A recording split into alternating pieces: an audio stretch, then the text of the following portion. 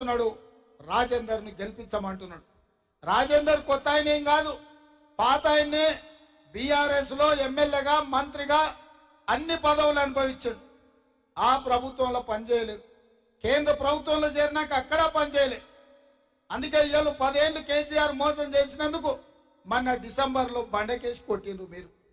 ఇప్పుడు నరేంద్ర మోడీ మీ ముందుకు వచ్చాడు. ఆయన కూడా 10 సంవత్సరాలు ప్రధానమంత్రిగా ఉన్నాడు. మన ప్రాంతానికి ఒక పైసా కూడా ఇవ్వలేదు, ఒక పరిశ్రమ కూడా ఇవ్వలేదు. ఇవాళ ఇవన్నీ ఇవ్వకపోను బీజేపీ వాళ్ళు మాకు 400 సీట్లు ఇవ్వండి, 400 సీట్లు ఇస్తే SC ST BC OBC minority రిజర్వేషన్లు రద్దు చేస్తామని అంటున్నారు. ఆనాడు జవహర్లాల్ నెహ్రూ, డాక్టర్ బాబాసాహెబ్ అంబేద్కర్, వల్లభాయ్ పటేల్ కష్టపడి ఎస్సీ ఎస్టీల కోసం ఓబీసీల కోసం రిజర్వేషన్లు ఇస్తే ఇవాళ బీజేపీ వాళ్ళకు ఓట్లు వేస్తే రిజర్వేషన్లు రద్దు చేస్తారంట. ఒక్కసారి మా ఎస్సీ ఎస్టీ ఓబీసీ సోదరులు ఆలోచన చేయండి. మీ అభివృద్ధి కోసం, మీ అభ్యున్నతి కోసం కాంగ్రెస్ పార్టీ రిజర్వేషన్లను ఇవాళ బీజేపీ వాళ్ళు రద్దు చేస్తామంటున్నారు. రేపు నరేంద్ర మోడీ 30 తారీఖు నాడు వస్తాడంట. మా రిజర్వేషన్లు ఎందుకు రద్దు చేస్తావో జవాబు చెప్పి నువ్వు తెలంగాణకు రావాలి. మా పాలమూరు రంగారెడ్డి ఎత్తిపోతల పథకానికి జాతీయ హోదా ఎందుకు ఇవ్వలేదో జవాబు చెప్పి తెలంగాణకు రాలే.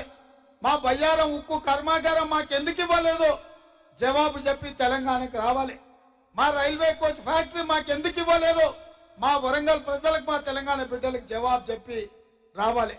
ఇవాళ ఔటర్ రింగ్ రోడ్డు చుట్టూతా రంగారెడ్డి జిల్లాలో ఐటీఐఆర్ కారిడార్ ఐటీ కంపెనీలను రాకుండా అడ్డం పెట్టినందుకు ఇవాళ మీరు జవాబు చెప్తేనే తెలంగాణకు రావాలి, ఓట్లు అడగాలి. ఆయన తెలంగాణ రాష్ట్ర ఏర్పాటు ప్రక్రియను కూడా పార్లమెంట్లో తప్పు పట్టిండు. తల్లిని చంపిండు, పిల్లను బతికించిండని. మా తెలంగాణ ఏర్పాటునే అవమానించిన నరేంద్ర మోడీ మా తెలంగాణ రాష్ట్ర ప్రజల యొక్క ఓట్లు ఎట్లా అడుగుతావని నేను అడుగుతున్నా. అందుకే ఇవాళ ఈ తెలంగాణ రాష్ట్రం నుంచి బీజేపీని బహిష్కరించాల్సిన అవసరం వచ్చింది. బీజేపీని ఓడగొట్టాల్సిన, బీజేపీని పడగొట్టాల్సిన బాధ్యత తెలంగాణ యువకుల మీద ఉన్నది. వాళ్ళు ఏం అడిగినా అయ్యా మాకు మెట్రో ఎందుకు ఇవ్వలేదంటే జై శ్రీరామ్ అంటారు. అయ్యా మాకు బయ్యారం ఉక్కు కర్మాగారం ఎందుకు ఇవ్వలేదంటే మేము హనుమాన్ జయంతి చేసినాం కదా అంటారు. అయ్యా బీజేపీ ఉట్టక ముందు, నరేంద్ర మోడీ ప్రధానమంత్రి కాకముందు మా తండ్రులు తాతలు, వాళ్ళ తండ్రులు తాతలు ముత్తాతలు శ్రీరామనవమి చేసినాము, హనుమాన్ జయంతి చేసినాము, బోనాల పండుగ చేసినాము, బతుకమ్మ పండుగ చేసినాము, మైసమ్మకు ఎల్లమ్మకు పోషమ్మకు కోడి కోసినాం, కళ్ళు కోసినాం. మాకా మీరు వచ్చి చెప్పేది? ఇవాళ బీజేపీ వాళ్ళు వాళ్ళ దైవభక్తి అంతా రోడ్ల మీదనే చూపిస్తున్నారు. మనం అప్పుడప్పుడు బస్ స్టాండ్లో పోటీ లేకపోతే ట్రాఫిక్ సిగ్నల్ కాడ చూస్తాం, ఒక పెద్ద స్తంభాలంలో దేవుడు బొమ్మ పెట్టి కొంతమంది అడుక్కుంటుంటారు. అయ్యా ఈ దేవుని చూసి, అయ్యప్ప స్వామిని చూసి మాకేమని ఇయ్యని. అట్లా బీజేపీ వాళ్ళు కూడా శ్రీరాముని చూసి మా కోట్లేయండి అని అడుక్కునే పరిస్థితి ఈ రోజు వచ్చింది.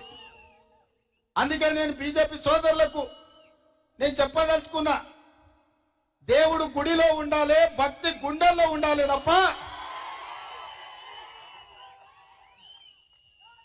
దేవుడు గుడిలో ఉండాలి, భక్తి గుండెల్లో ఉండాలి.